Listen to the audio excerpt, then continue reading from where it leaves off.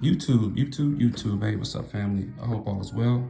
It's your favorite black guy from Nebraska. And yes, there are black people here in Nebraska. Today, I'm going to bring you some information out of a book called Drugs as Weapons Against Us. The author of the FBI War on Tupac Shakur and Black Leaders, John L. Potash. The CIA's murderous targeting of SDS, Panthers, Hendrix, Lennon, Cobain, Tupac, and other activists, black and white.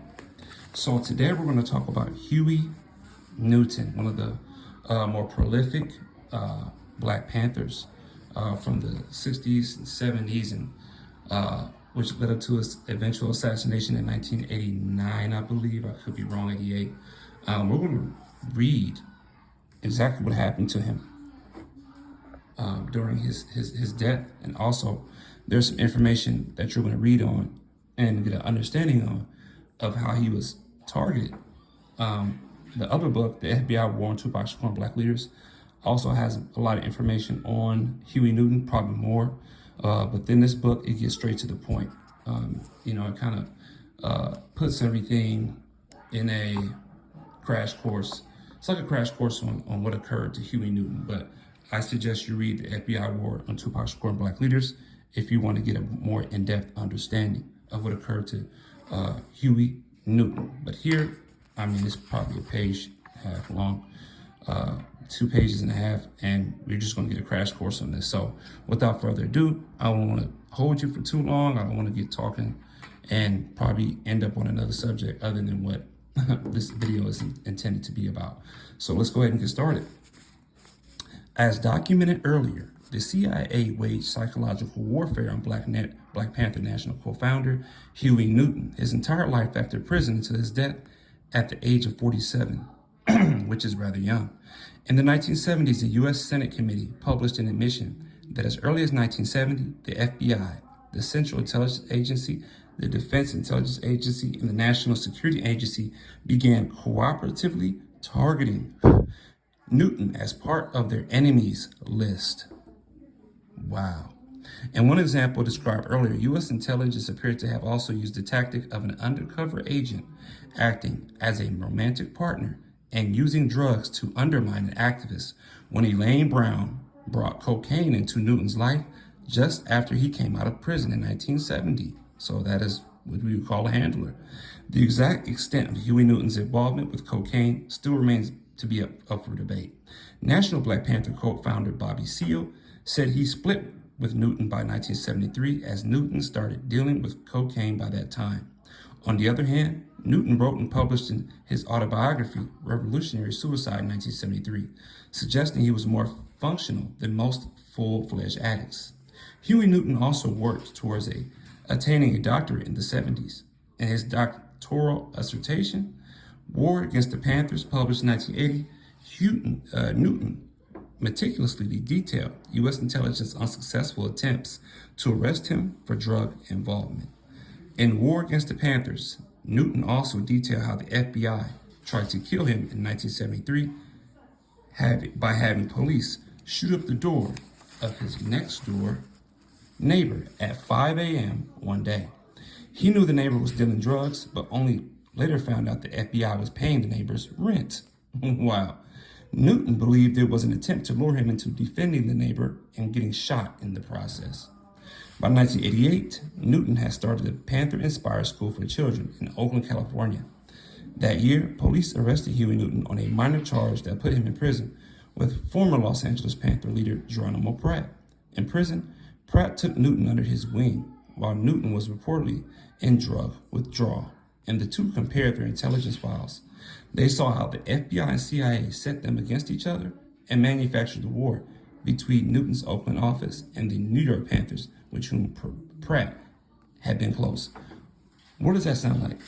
Doesn't that sound like the East Coast versus West Coast war that later became to be, a huge thing in the 90s? So back in the 70s, the police were manufacturing this beef between the Oakland and New York chapters of the Black Panther Party. In August 22nd, 1988, the day officials were to release Newton from prison, he chose to remain incarcerated and announced a press conference for the following day. There, he said he wouldn't leave prison until officials freed Pratt. However, Pratt asked him to leave and help him from the outside. Wow, that's admirable. Once out, Huey Newton worked with Pratt's lawyer and made speeches for his release. In the summer of 1989, East Coast Black Panthers had restarted the Black Panther newspaper. Newton called them and said he wanted to reunite and restart the East Coast and West Coast Black Panthers. U.S. intelligence reportedly still had Newton under surveillance, and these moves likely contributed to his early death. Now watch this date. It's a threat timing tactic. 1 year later, on the same date that he was supposed to be giving a press conference while released from jail, after being released from jail, that same date, a year later, he was assassinated. Watch this. On August 22nd, 1989, on the 1 year anniversary of Newton's refusal to leave prison and run on Pratt's behalf, a gunman murdered Newton in Oakland. A minor conviction for gun possession had left Newton unarmed. The assailant shot Newton 3 times, including twice in the head as he lay on the ground. In addition to its anniversary timing, many other aspects of Newton's murder suggest it was a U.S. intelligence assassination. The San Francisco Examiner caught Oakland Police Lieutenant Mike Sims in a number of lies about the murder. When Sims reportedly said the police had no suspects, no clues, the scene within Examiner reported police had been videotaped arresting 3 men near the scene within minutes of the murder. Sims later said only 2 were arrested, neither of whom were linked to Newton's murder.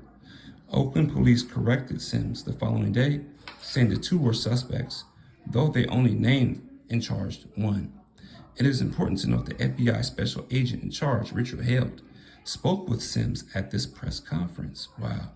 The FBI and police claim the accused shooter, Tyrone Robinson, appeared to have acted in self-defense when Newton pulled a gun after an argument over money he owed Robinson for cocaine. The earlier police statement that they didn't find a gun belonging to Newton at the scene contradicts this claim. The account also explains why the shooter would put 2 extra bullets in Newton's head as he lay on the street from the first bullet. Now, I want to stop right here and pause. They said that Tupac was shot in New York and that it was only a robbery. But just like Newton, Tupac was shot in the back of the head. Miraculously, Tupac survived that. But that was not only a robbery, but it was an assassination attempt. So you see the correlation between the two. As a Special Forces commando described for an unrelated article, putting 2 extra bullets in the head is a signature move in a combat military execution. Witness Michelle Johnson, who lived just across the street from where Newton was killed, gave a description of the killing consistent with a murder setup. Johnson heard a brief argument and recognized one of the 2 men as Huey Newton. The other man ordered Newton into a car. Newton protested, "Man, I ain't getting in your car." She next heard shots, peeked out her window, and saw Newton slumped on the sidewalk. This first-hand account refutes the notion that Newton was killed over drugs, but rather that Newton's assailants had kidnapping and murder plans. Johnson's description, along with other aspects of the murder, bolsters the contentions of Newton's brother, an area activist that the FBI murdered Newton. Several writers support the actions of Newton's close friends who said the police had Newton under constant surveillance. These factors strongly indicate U.S. intelligence set up his assassination.